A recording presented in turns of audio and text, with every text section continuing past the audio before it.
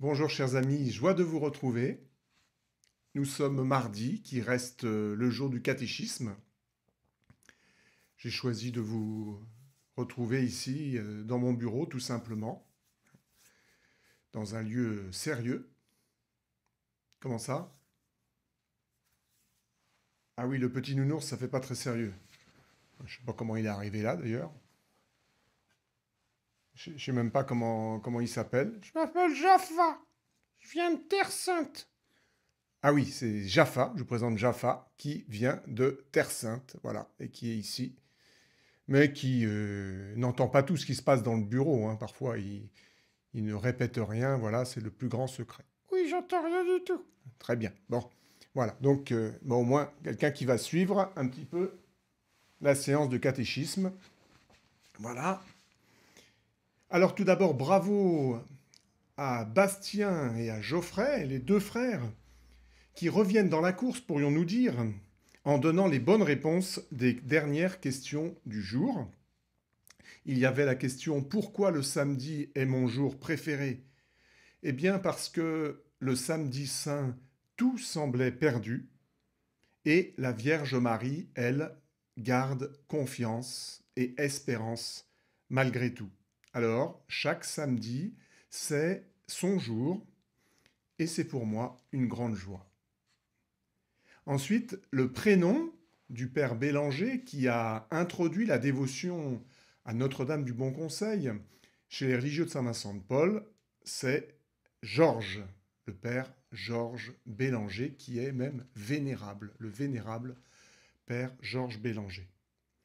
Et puis la question concernant le lieu où le saint curé d'Ars a fait sa première communion, eh bien c'est dans la cuisine de la maison familiale, un lieu insolite, certes, mais il fallait à l'époque être prudent en cette période terrible de la Révolution française. Et puisque nous en sommes à la question du jour, eh bien, la voici. Dans l'Église, le mois de mai est consacré à quelqu'un de particulier. À qui donc? Voilà. Bonne chance à tous et soyez les premiers à répondre. Et puis allez, je me lâche, une question pour les plus grands. Il n'y a pas de raison. Certains sont au taquet, sont sur les starting blocks. Alors une question pour les adultes. Quel est le psaume qui compare le Seigneur à un berger? Voilà, si vous pouvez me donner le numéro du psaume. Voilà. Bonne chance à vous. Et puis merci aussi aux adultes de suivre ces petits entretiens.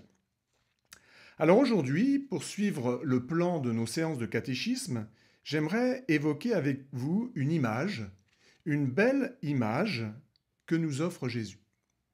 C'est l'image de la vigne. Vous avez déjà vu une vigne? Non.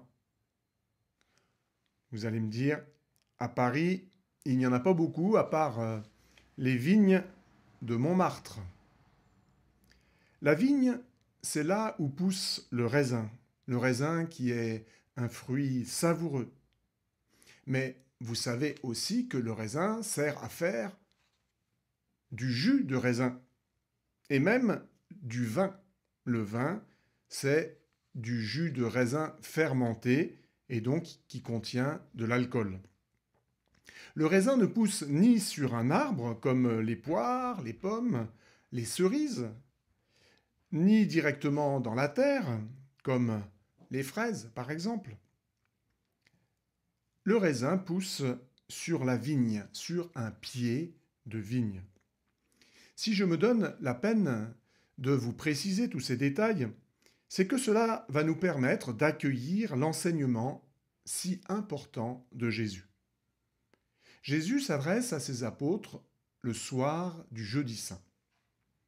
Vous vous souvenez bien sûr du climat de cette soirée, au cours de laquelle Jésus réunit ses amis, ses apôtres, ses proches, pour célébrer la Pâque juive, le repas pascal. Mais Jésus, vous le savez, va faire beaucoup plus. Tout d'abord, il va instituer l'Eucharistie, c'est-à-dire il va anticiper, avancer de 24 heures le don total de lui-même, son sacrifice, pour nous sauver, sa mort et sa résurrection. C'est aussi en cette soirée que Jésus a lavé les pieds de ses apôtres et qu'il leur a fait le don d'un commandement nouveau. Comme je vous ai aimés, aimez-vous les uns les autres. Alors, écoutez ce verset au chapitre 15e de l'Évangile selon saint Jean, c'est le verset 5. Écoutez rien que ce verset. Moi, dit Jésus, je suis la vigne, et vous, les sarments. Celui qui demeure en moi et en qui je demeure, celui-là porte beaucoup de fruits, car en dehors de moi, vous ne pouvez rien faire. Voilà. Les sarments, ce sont les toutes petites branches qui relient la grappe de raisin au reste de la vigne. Si l'on coupe cette petite branche, le sarment, forcément le raisin est condamné à mourir et ne pourra pas grandir. Le chrétien, s'il veut être heureux, rayonnant, mais s'il veut surtout que sa vie porte du fruit, s'il veut être contagieux de l'Évangile, eh bien le chrétien doit rester uni à Jésus. Il y a aussi une bonne contagion. Mais comment être uni à Jésus, me diriez-vous? Eh bien tout d'abord, ce qui est important, c'est de réaliser qu'on a besoin de lui, qu'on ne peut pas se passer de lui, qu'on ne s'en sort pas tout seul. Oui, vous venez de l'entendre, Jésus a une phrase qui est quand même forte. Il dit « En dehors de moi, vous ne pouvez rien faire. » Oui, sans lui, nous ne pouvons rien faire. Rien faire de bon. On peut faire des bêtises sans Jésus, ça, on n'a pas besoin de lui, on s'en sort très bien tout seul, mais rien de bon, rien de vrai. Si sans lui, nous ne pouvons rien faire, avec lui, rien n'est impossible, pour reprendre les belles paroles de l'ange Gabriel à Notre-Dame le jour de l'Annonciation. Sans lui, nos vies tombent en ruine, dit une prière à la messe que nous répétons souvent. Mais avec lui, nous ferons des prouesses, c'est-à-dire des merveilles, des prodiges, pour reprendre un psaume. Chers amis, moi qui commence à vieillir, je vous assure que plus tôt vous découvrirez ce bonheur qu'on ne peut pas se passer de Jésus, eh bien, alors votre vie sera réussie. Comment être unis à Jésus?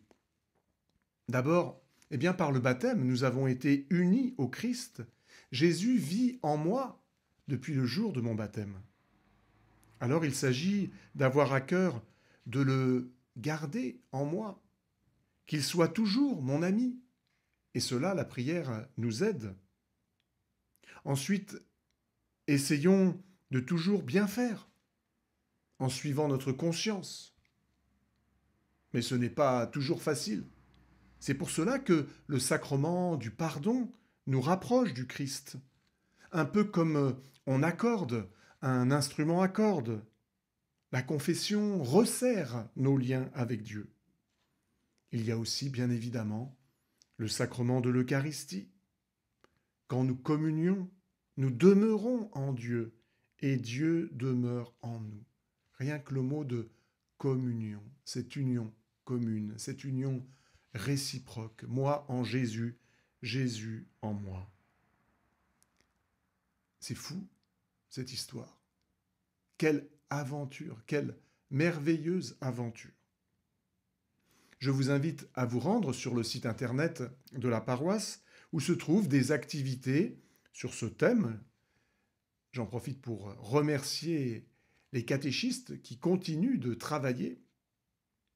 Et je vous dis à bientôt. Je vous bénis de tout cœur.